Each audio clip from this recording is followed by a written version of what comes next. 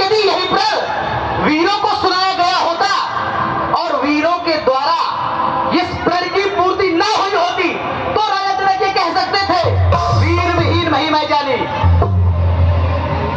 और भैया यदि यह बात राजा जनक के यहाँ किसी अन्य जन ने कही होती तो कदाचित मैं अब धैर्य धर लेता, लेकिन यह बात राजा जनक ने स्वयं कही है, जहां पर कई बार यह धरती प्रमाण प्रस्तुत कर चुकी है कि मैं अपना सीना फाड़कर कन्याओं के रूप में वीरांगनाओं को जन्म देती।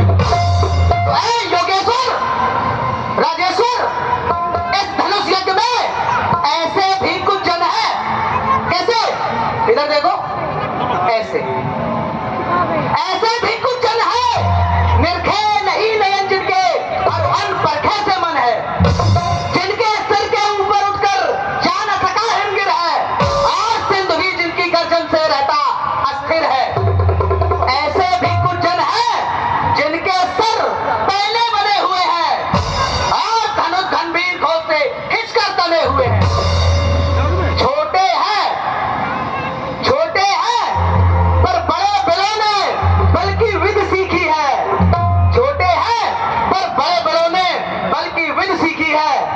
तो ऐ राजा जनक, इनकी ओर निहारो, इधर देखो, इनकी ओर निहारो जिनका आनंद अंगारा है, पांचों तुम दृष्टि कि जिससे ज्योति ध्रुव तारा है। सुनो भ्रातृ मम अग्रज, सुनकर जनक की कातर वाणी, रघुवंशी वीरों के मन का मरा नहीं है पानी, मरा नहीं है पानी। कौन कहेगा मैं वीर नहीं, कौन कहेगा मैं वीर नहीं, उसी के देश में वीर बन जाऊंगा। पलट में ही पलट धरती को रसातल माई बच्चों का नाम सब से हटाऊंगा, रहेगा न राजा, कहेगा कौन कायर मोही, रघुवंश की पताका न फहराऊंगा। दूल्हा बने राम, दुल्हन जानकी, वीरा में सुवर्मणि लाख कहलाऊंगा। तेरा छत्रक बंजिमी, तो प्रताप बल्ला, जो न कराऊं प्रभु पुत्र करो धर्म भाग, करो धर्म भाग, करो धर्म भाग।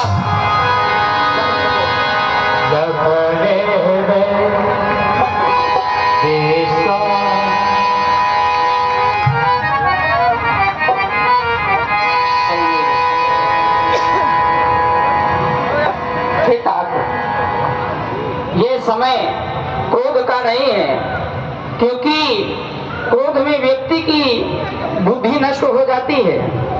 शास्त्र कहते हैं क्रोधो हंतो मनुष्याम, क्रोधो भावतो पुनः, भाव का भी विनाश क्रोध के द्वारा हो जाता है। राजा जनक हमारे पिता के समान है, आप पूज्य गुरुदेव भी बैठे हुए हैं, सभी ऋषि मुनि महात्मा, सभी योगी यति भी इस समाज में उपस्थित हैं। ऐसे शब्दों का प्रयोग तुम्हें नहीं करना चाहिए।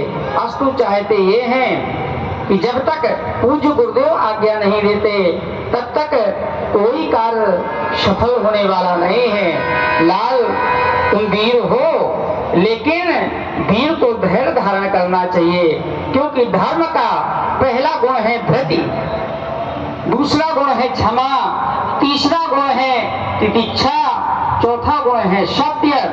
तो धर्म के अंग को धारण करने वाले धर्मात्मा के पास में धर्म का पहला अंग धैर्य अवश्य ही होना चाहिए, तभी उसे जीवन में सारी सफलता प्राप्त होती है।